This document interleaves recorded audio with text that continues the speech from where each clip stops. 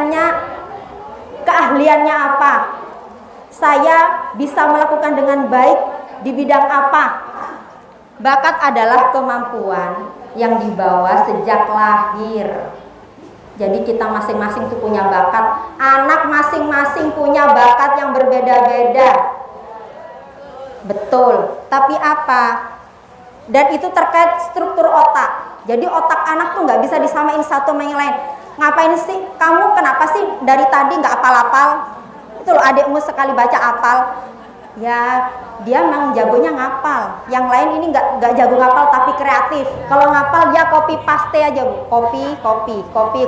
Tapi kalau kreatif dia bisa menciptakan sesuatu. Kalau menghafal itu ada namanya taksonomi Bloom. Taksonomi Bloom itu hierarki otak manusia. Memorize, menghafal itu yang paling bawah, Bu. Jadi kita jangan bangga dulu nilai anak kita itu bagus semua. Karena itu menghafal doang, semua pelajaran menghafal. Ya enggak? Itu struktur otak yang paling bawah, menghafal. Selanjutnya memahami, di atasnya menganalisa, di atasnya lagi evaluasi. Yang paling tinggi kreativitas. Kenapa negara kita nggak cumanya make doang, TikTok make punya orang lain, WhatsApp bukan kita yang ciptakan, YouTube? Karena kita sekolahnya menghafal mulu, nggak diajarin menciptakan. Jadi kita nggak menciptakan, memang dididik tidak menciptakan. Kreativitas yang paling atas. Oke. Dan ditentukan oleh lingkungan, itu bakat. Jadi lingkungan juga menentukan. Otak itu bisa berfungsi dengan baik, kan dia lahir dengan struktur otak dan bakat, Bu. Tapi lingkungan itu berpengaruh. Otak tersebut bisa berjalan dengan baik apa tidak. Multiple intelligence itu ada 9 kecerdasan. Walaupun sebenarnya lebih. Ada anak yang jago matematika, jago bahasa, jago musik. Jadi itu beda-beda. Karena kita harus mengenali anak ini jago apa sih, itu tugas kita. Setelah kita bisa berkomunikasi dengan baik, kita harus mengenali bakatnya. Jangan sampai anak lulus kuliah tidak ngerti dia bakatnya apa. Atau ngambil kuliah salah jurusan. Akhirnya kuliahnya apa, kerjanya apa. Ya, karena tidak sesuai dengan bakatnya. Dan orang tua gagal menemukan bakatnya. Kita harus pelajari ini, Bu, multiple intelligence. Kita lihat nih, anak bahasa Indonesianya bagus, IPS bagus, musik bagus, giliran matematika jelek, Bu. Giliran matematika jelek, matematikanya ini jelek. Kalau gitu, Kak, kamu ini nilai matematikanya kok jelek sih? Gitu. Yang bagus nggak dibaca. Kok matematikanya jelek sih, Kak? Ntar kamu les aja ya, Kak, ya, supaya ini nilainya meningkat. Dileskan. Dileskan. Kak, kalau gitu kamu privat aja ya, nambah privat kalau sore guru matematika. Akhirnya apa, Bu? Karena dileskan, guru privat, nilai matematikanya apa? Naik. Nilai matematikanya akhirnya bagus. Akhirnya sama tuh, bahasa Indonesia nilainya 9, matematika 9. Dia bertahan sampai lulus begitu. Pas lulus dia bingung mau ambil jurusan apa. Bingung. Dilihat rapotnya, yang lihat juga bingung. Ini matematika bagus, bahasa Indonesia bagus, IPS bagus, dia mau jurusan apa? Jadi, Bu, tadi karena nilai bahasa Indonesianya bagus, jadi orang tua nggak treatment sudah. Oh, udah nggak apa-apa, cincai aja, ini mah gampang, Kak. Kamu kalau bahasa Indonesia mah gampang, belajar sekali aja udah nilainya bagus, udah biarin aja. Gitu ya.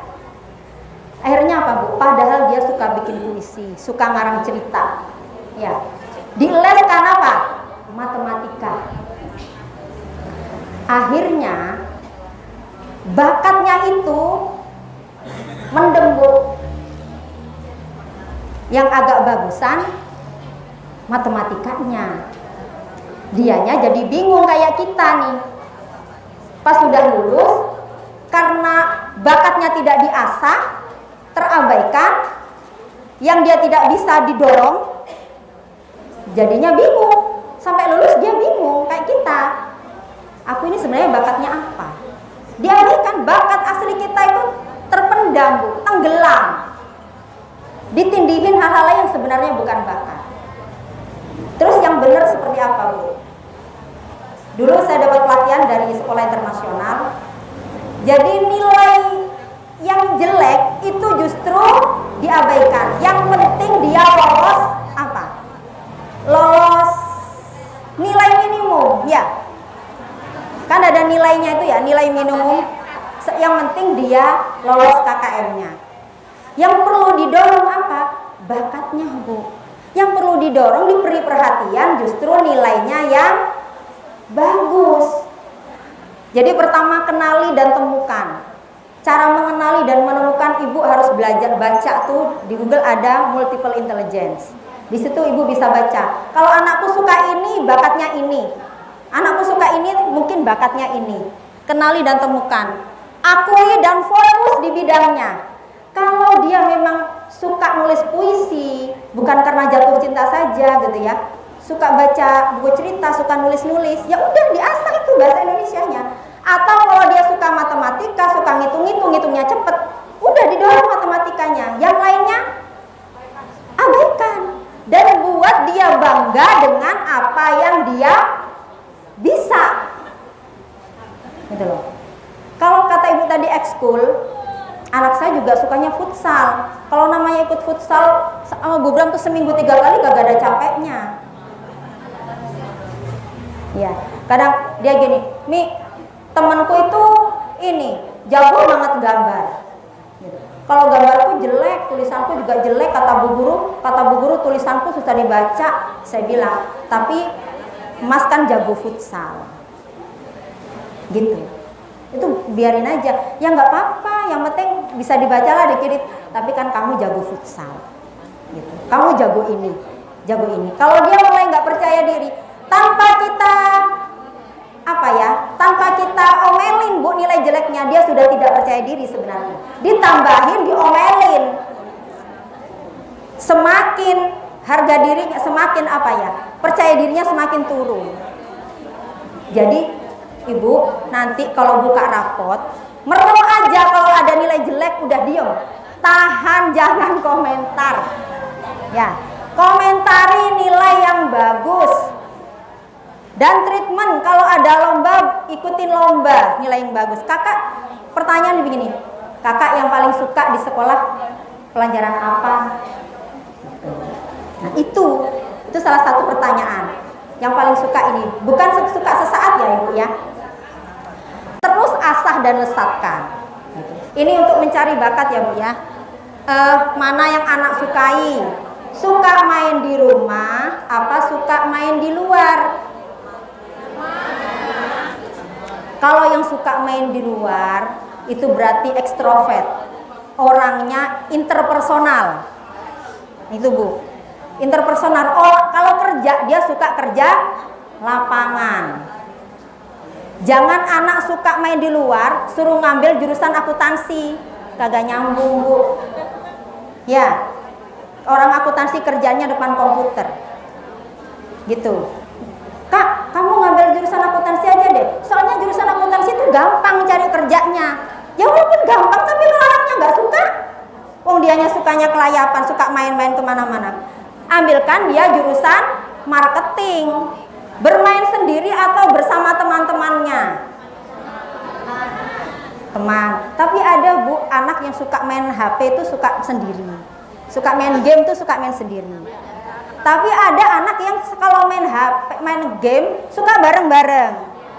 Nah, mabar. Itu beda Bu, itu beda kecerdasan. Maksud beda bakat. Yang satu introvert, interpersonal, satu intrapersonal. Intrapersonal itu orang yang suka menyendiri. Mungkin dia jadi scientist, kerja di lab, ya, administrasi, akuntansi, teller bank, begitu-gitu yang kerja dia. Yang anak suka lakukan dengan kemauan sendiri. Yang anak suka lakukan nggak usah disuruh. Nggak usah disuruh, dia suka lakukan. Itu bakat di situ. Selain main HP atau makan gitu. Dan dia bisa melakukannya berjam-jam. Ini berlaku untuk kita Bu, berlaku untuk kita sendiri. apa yang ibu suka lakukan, bukan karena tuntutan pekerjaan ya, bukan karena kewajiban, tapi saya suka melakukannya dan saya bisa berjam-jam melakukannya. Itu berarti bakat ibu di situ. Tertarik secara mendalam atau sesaat saja, gitu.